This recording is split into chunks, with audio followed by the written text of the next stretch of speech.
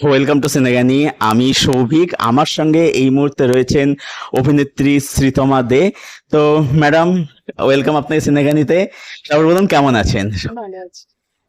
Madam, এই যে সিনেমাটা করলেন আপনি, রঞ্জন আসছে, এই যে চরিত্রটা একটা খুব লেয়ার, একটা গুরুত্বপূর্ণ একটা চরিত্র। তো এই ক্যারেক্টারটা করার পেছনে আপনার কি থট প্রসেস, চিন্তা ভাবনা ছিল, এবং সিনেমা করার পরে আপনার কি অনুভূতি, যদি সেটা আপনি বলেন।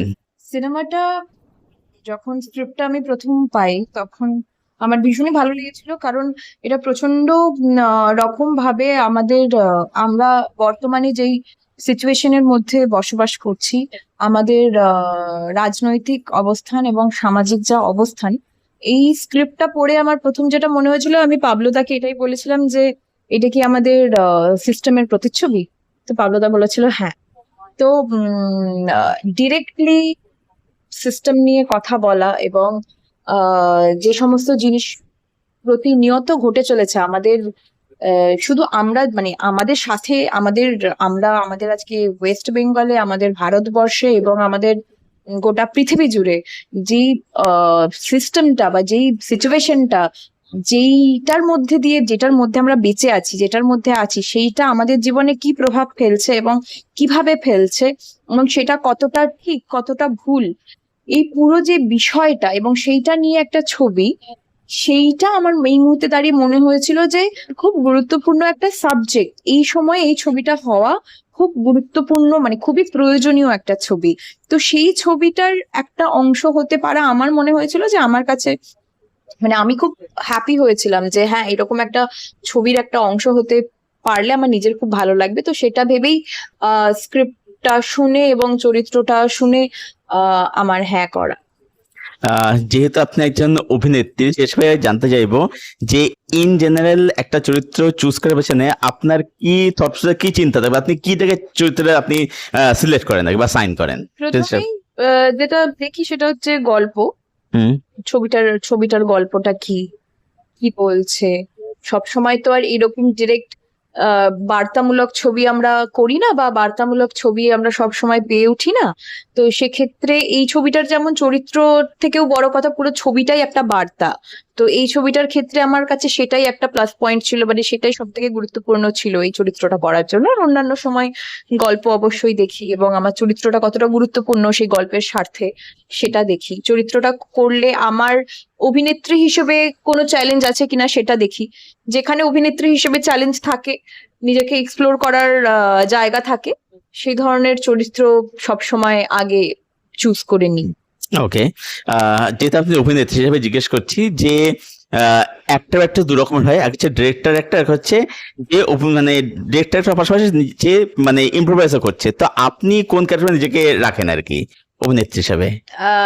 মোর অর লেস বলতে গেলে সবাই আমরা directors actor, because end of the day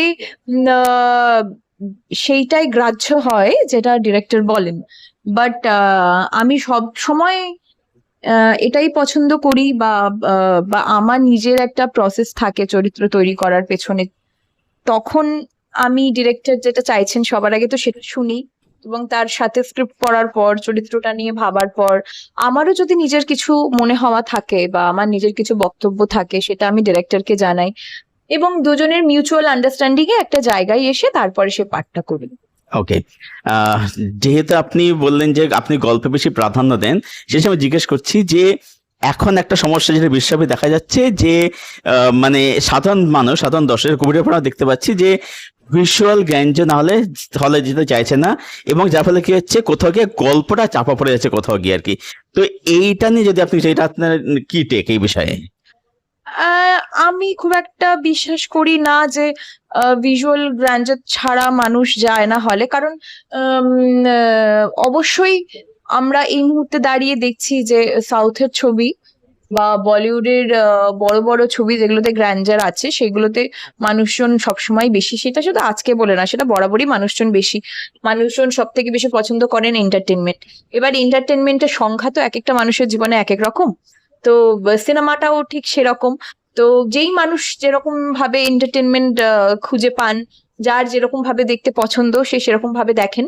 কিন্তু গ্র্যান্ডার ছাড়াও যে ছবি চলে না, বা সাধারণ গল্প বলাতে ছবি চলে না, এইটা আমি একদমই বিশ্বাস করি না। কারণ ভালো গল্প হলে, ভালো ভাবে সিনেমাটা তৈরি হলে, সেখানে যদি ভালো ভালো পারফরমেন্সেস থাকে তাহলে, এবং সেখানে কে অভিনয় করছে সেটাও ম্যাটার করে না, কোনো গল্প কোনো কিছু যদি কোনো রকম ভাবে মানুষের মন ছুঁতে পারে, সেই সিনেমা অবশ্যই চলবে এবং দর্শক দেখবেন বলে আমার বিশ্বাস। ওকে, আপনি তো সব ফরম্যাটে কাজ করেন আর কি, সিনেমা ওয়েব সিরিজ সবকিছুই কাজ করেন, কোনটা বেশি চ্যালেঞ্জিং মনে হয় এবং সেটা কেন, যদি এটা বলেন? কি সিনেমা আর ওয়েব সিরিজ আপনি সবসময় করছেন আর কি, তো কোনটা চ্যালেঞ্জিং? ওইভাবে ফরম্যাট অনুযায়ী চ্যালেঞ্জিং কিছু হয় না। চ্যালেঞ্জিং তো হয় গল্প অনুযায়ী, চ্যালেঞ্জিং তো হয় চরিত্র অনুযায়ী। তো আমার কাছে দুটো দুটো কেন, আমার কাছে সব মাধ্যমেই কাজ করা আমার জন্য ভীষণই সহজ। আর চ্যালেঞ্জ তো ওই যে আবার বললাম, চ্যালেঞ্জ তো চরিত্র হিসেবে আসে, যে এই চরিত্রতে আমার কি করার আছে, এই চরিত্রটা আমি আগে করেছি কিনা, বা এখানে কি কি চ্যালেঞ্জেস রয়েছে যেগুলো আমাকে নতুন কিছু শিখতে হচ্ছে কিনা, আমাকে নতুন করে নিজেকে ভাঙতে হচ্ছে কিনা। তো সেটাই তো আমাদের সকলের টার্গেট হয়ে থাকে, যাতে আমাদেরকে রিপিটেটিভ না মনে হয় অভিনেতা হিসেবে কোনো একটা চরিত্রতে বা পরপর কিছু চরিত্রতে। তো আমার মনে হয় সেটাই সব থেকে বড় চ্যালেঞ্জ, এবং সেই চ্যালেঞ্জটা সব দিন সব কাজে সব ফরম্যাটেই থাকা উচিত এবং থাকবে। অবশ্যই। অনেক ধন্যবাদ ম্যাডাম আপনাকে সময় দেওয়ার জন্য। ম্যাডাম ফাইনালি যদি সিনেমাটা সম্পর্কে কিছু বলতেন দর্শকদের উদ্দেশ্যে তাহলে খুব ভালো হয়। আমি প্রথমেই যেটা বললাম যে রঞ্জন আসছে, এরকম একটা ছবি যেটা এই মুহূর্তের জন্য খুব ইম্পর্টেন্ট একটা ছবি। আর রঞ্জন আসছে, রঞ্জন কি, রঞ্জন কি একটা মানুষ, না রঞ্জন কি, এবং রঞ্জন কেন আসছে, কি করতে আসছে, সেগুলো যদি আমি সব এখানে বলি তাহলে ছবিটার আর কোনো অর্থ থাকবে না।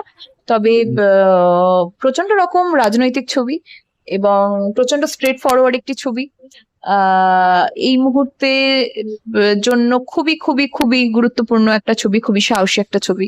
তো এইটুকুই আমার বলার। রঞ্জন আসছে যখন হলে আসবে, তখন সব মানুষদের অনুরোধ থাকবে আপনারা দেখুন, দেখে তারপরে বিচার করবেন ভালো মন্দ সবটাই। তো এইটুকুই আমার বলার। অনেক অনেক ধন্যবাদ ম্যাডাম, ভালো থাকবেন, Thank you. নমস্কার।